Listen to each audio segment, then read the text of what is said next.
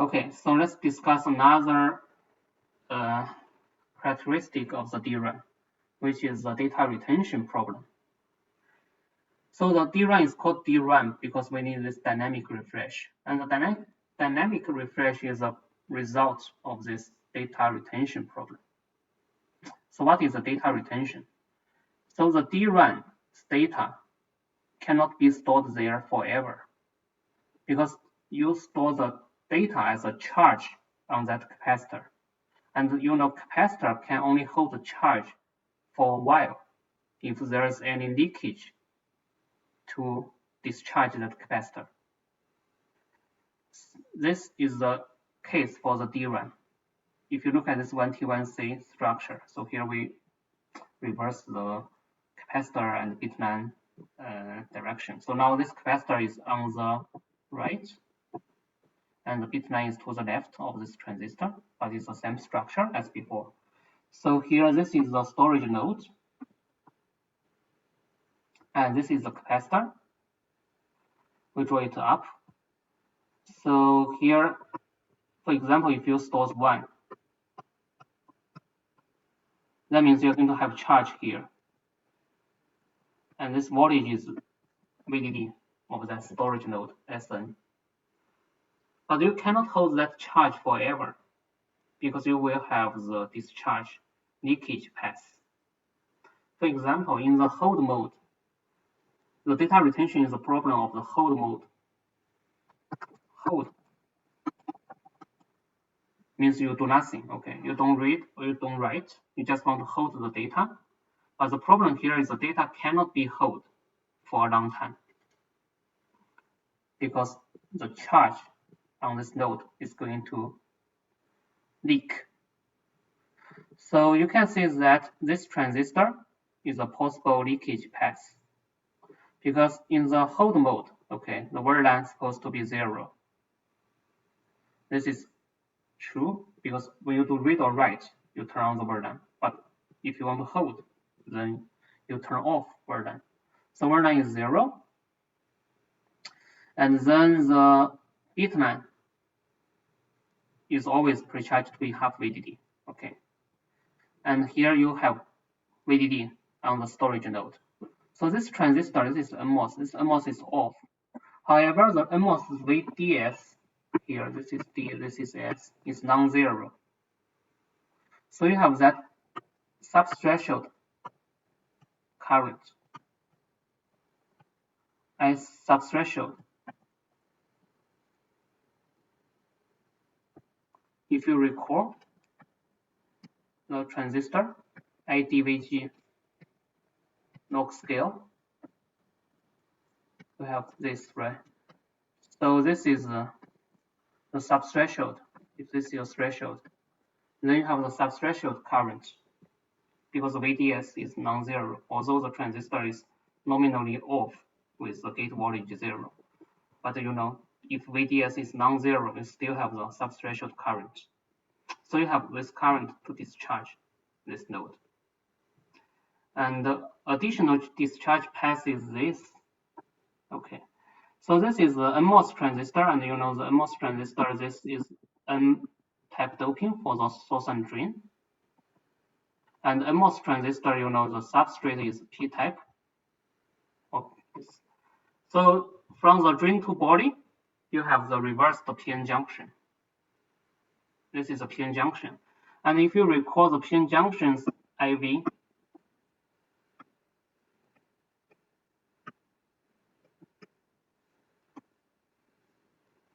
on the forward, it's exponential, but on the reverse, you have some small current. It's small, but there is current. This is I reverse of the PN junction. So you see here, this is N-type is VDD, P-type is ground. So this PN junction is a reverse bias, and you have this reverse current, I reverse. So this I reverse will also discharge this node. So what does it mean? Okay, that means this node voltage will decay over time because of those leakage, right? So if this is the VSN and this is your time. Initially, this is VDD, but due to those leakage over time, it will decay. So this will cause problem. Why is that? We rely on this VDD to determine that positive delta V, because we are going to compare that against the half VDD. What if this voltage is decayed to half VDD? Then you cannot distinguish your cell with your reference, because your reference is half VDD. Now your cell is also half VDD. Then your sensor amp cannot detect what data you store there. Or in the extreme case, if this VDD, let's say, decay for a long time, go to 0, then your data initially store 1, now becomes 0. And if you read out the wrong data. Yeah. So this is a big problem for the DRAM operation. So this is a big problem for the DRAM. This is unlike SRAM. Okay, SRAM is static. You don't have this problem. DRAM, you have higher density because you have simplified structure. One transistor, one capacitor. You have higher density and larger capacity. Like DRAM, you have this 8 GB. SRAM only 8 MB. But the expense you need to pay for here is that you hold the information temporarily on the capacitor, and then you have this data retention problem. Okay, so how do we solve this problem? So we need this dynamic refresh. Okay, refresh. Refresh means what? Okay, so that means we have to read the DRAM once in a while, and this is called refresh. So typically, we need to do it every 64 milliseconds. And the refresh operation is naturally performed by the read. Okay, why is that? Because this read have this write back feature, as we just discussed in the previous slide. Write back. As we discussed here, every time when you read, you are going to recover the DRAM state. You are going to recover the DRAM state. So that means even if you have some decay initially, let's say you have some decay due to the data retention problem. So after the read operation, you are going to recover this to be VDD. So you bring it back to VDD. So once you read it, you are going to recover. You are going to rely on this read operation to do the refresh.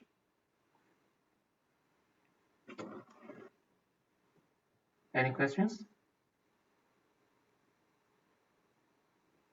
So let's look at how the refresh is done in the practical circuit. So typically the refresh period is 64 milliseconds. This is actually an industry standard. It requires the DRAM cell to be read every 64 milliseconds to refresh the data. Because the capacitor can only hold the data for this time. And the refresh needs to be done periodically. So what does that mean? So if you think about the memory array, you have many word lines, right? Your word line 1, word line 2. You have many word lines, word line n. So in this memory array, so you are going to read periodically. For example, as the initial time point here, you read word line 1, and then you need to read word line 2, and so on, and then to the last row, last word line. And after that, you need to go back to the word line 1 to read. So word line 1, from here, going through this loop again to the word line 1. So this time interval is called this T refresh max. And this industry standard is 64 milliseconds. So every 64 milliseconds, you need to go back to the version 1 and read it to refresh the data. And here, let's have one example. Let's assume this number of word lengths in this memory array is 16,000 rows. And that means here, from word line 1 to word line 2, what is the time interval you can have here? You can have 16 milliseconds in total for the loop, and each row is you have 16k rows. So from row 1 to row 2, then you will have 64 milliseconds divided by 16k, which is 4 microseconds. So that means here, this is 4 microseconds from word line 1 to the word line 2. Okay. And then from word line 2 to word line 3, you have another 4 microseconds interval. And within this 4 microseconds, okay, actually, this is a read time cycle. This is one read. You only need 40 nanoseconds. So here you have 40 nanoseconds to read word line 1. And for the rest, you can do the normal random access. That means you can read or write to any location of the memory array. But at this initial point here, you must go to word line 1 and read out word line 1. And after 4 microseconds, you must go to word line 2 and read word line 2 at that time point. Because if you don't do that at this particular time point, the word line 2's data will be gone. Right? It will, leak. So you must go to the word line 2 at this time point. And in between, let's say what is the percentage of this time? This 40 to read out one data, you need 40 nanoseconds. And the time interval here is 4 microseconds. So the percentage of the refresh relatively is 40 nanoseconds divided by 4 microseconds. It's like 1%. So here 1% of the time you need to spend on the refresh. And the rest, 99% of the time, you can do the read or write. According to your software program, at this moment, you need to read the data from word line, for example, 11, or write the data to the word line 20. You can do the random access in this normal time slots. But in this particular time slot, here, and so on, you need to go to word line 1 and word line 2 to do the refresh. Otherwise, the data in the word line 1 or word line 2 will be gone, which is not good. So you should spend time to do the refresh. And this is a unique feature of the DRAM design. You must do this refresh because of data retention problem.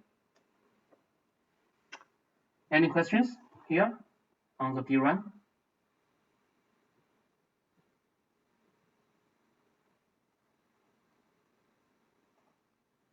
Okay, if no, then we can stop the DRAM lecture here.